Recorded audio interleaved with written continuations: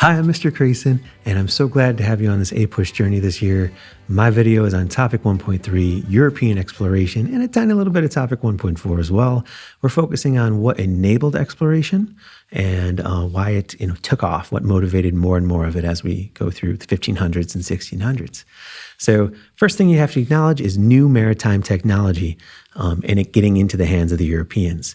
The Silk Road trading networks, the Crusades, this allowed for cultural diffusion of Far Eastern inventions, languages, religions, all sorts of things to move westward towards Europe. So that's the reason why Chinese compass, the Chinese sternpost rudder, Middle Eastern Latin sails, these things were able to make their way into the hands of European explorers. So let's go over a couple of them really fast.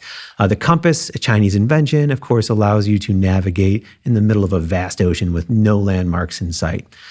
The Latin sail allows you to move forward with your ship even if a wind is not in your rear. So rectangular sails, square sails, they're great for going fast if you have a tailwind. If you don't have any tailwind, if the wind's to the side of you, coming at an angle, the Latin sail is able to catch that crosswind and move your ship forward. So that's huge for being able to explore up and down coastlines and to go, inward through, upriver or against currents. New ships made a difference as well. The Portuguese created the caravel, which was fast and small and could move up and down the coastlines. It had Latin sails. The carrack, an even bigger ship, more of a cargo ship, built for those long haul voyages across the Atlantic to bring home new resources, and a lot of them. And gunpowder made it possible to dominate the regions that these explorers were entering into. The emergence of nation-states in Europe contributed as context for European exploration as well.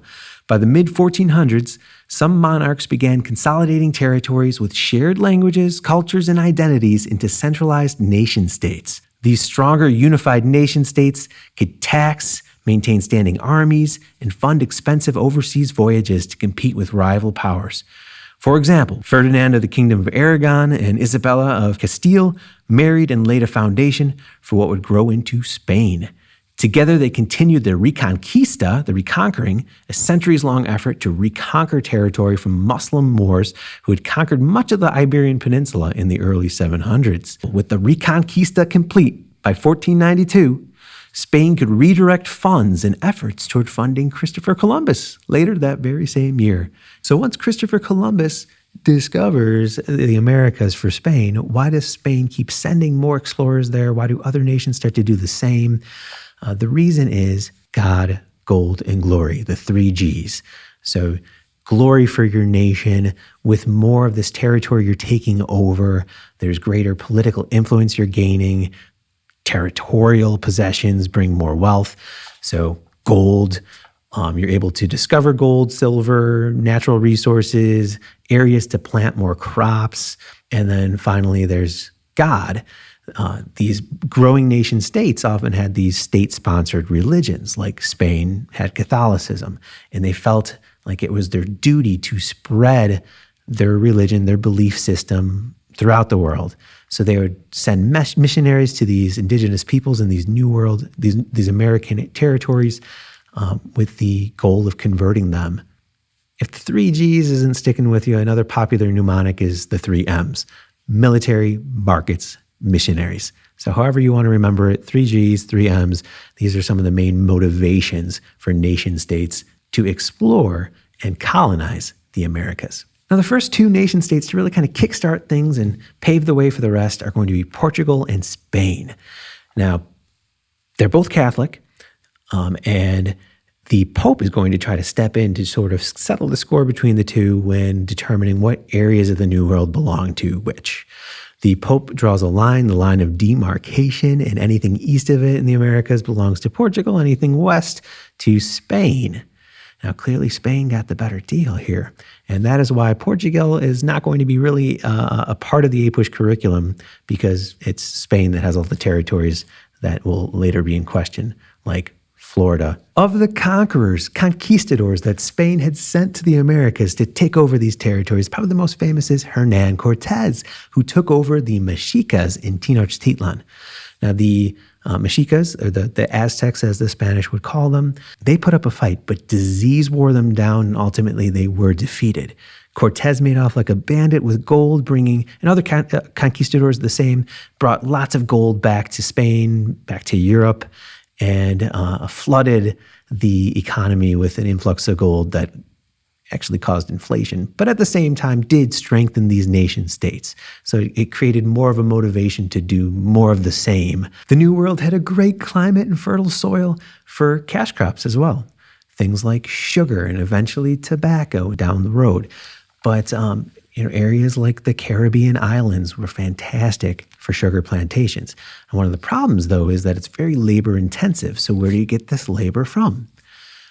This is going to lead to slavery of the indigenous peoples.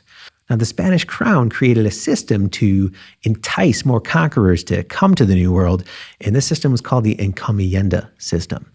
It said these grants of land would be given to you if you took over these territories, and you'd also get to basically have the people that lived on these territories too.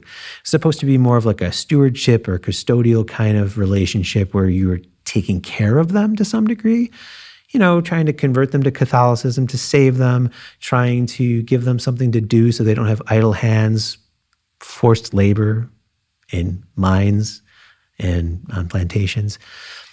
So the encomienda system kind of was supposed to have positive intentions, but ultimately was abusive and exploitative of the native indigenous peoples. Over 90% of the indigenous peoples of the Americas died off due to disease and, of course, being overworked added to that number as well. This then led to the importation of African slaves to kind of take the place of these natives instead. The Spanish crown still wanted to make money off this interaction, though, so the asiento system on all imported slaves was then put into effect. Now, the French wanted a piece of all this New World wealth as well, so they took to exploring too. But they headed way up north, beyond any of the Spanish claims, to what is now Canada. And they made their way through the St. Lawrence River, down through the Great Lakes area, dominating that, then down through the Mississippi River and the Ohio River Valley, all the way down to Louisiana. The French territory in the Ohio River Valley is going to come up later in our class in Unit 3, because the French and Indian War in 1754 will be fought over claims to that territory. Now, the French are drastically different than the Spanish in their intention. They're not taking over native cities. Instead, they have a very mutually beneficial relationship. They are setting up trading ports throughout these Mississippi and Ohio River Valley areas. They're trading in fur with the Native Americans. So natives are providing beaver pelts, and the French in return are providing manufactured goods, iron pottery, cookware, gunpowder, things that natives could not get their hands on prior. Now, England was a little slower to gain a presence in the Americas, and for good reason. They had a lot of internal conflict back home, largely due to the Protestant Reformation in 1517 that's going to go into their country as well and cause a lot of political and religious strife. So by the time they're able to kind of divert their efforts back to exploration, it's much later. It's going to take until about 1588 when England go toe-to-toe with the Spanish Armada and defeat them, to where now England is going to have a little bit of a leg up and feel like they can get out there now in the high seas and make it over to the Americas and kind of make up for some lost time in a sense. It does not go well at first, though. In 1585, they create their first colony in the New World, but it's not going to last. It's the colony of Roanoke on Roanoke Island off the coast of North Carolina. They're running low on supplies, so they're going to send a resupply out back to England. And when the resupply ships come back in 1590, they're going to find a completely abandoned Roanoke Island. Where did the people go? The only thing they found there was a cryptic message, Croatoan it said, and it was carved into a tree near the village. England's next attempt is going to famously go very well. Actually, not at first, but the outcome is going to be England's first permanent settlement in the New World. It happens at Jamestown, Virginia in 1607. It is a joint stock company called the Virginia Company of London that does it. The survival and thriving of the Jamestown settlement is going to lead to Britain having 13 colonies in the Americas and will eventually even lead to the establishment of the United States of America. That brings us to the end of the video. Thank you so much for your time. The next video is on the interactions between Native Americans and the different nation states I had talked about. Have a great rest of the day. Thank you.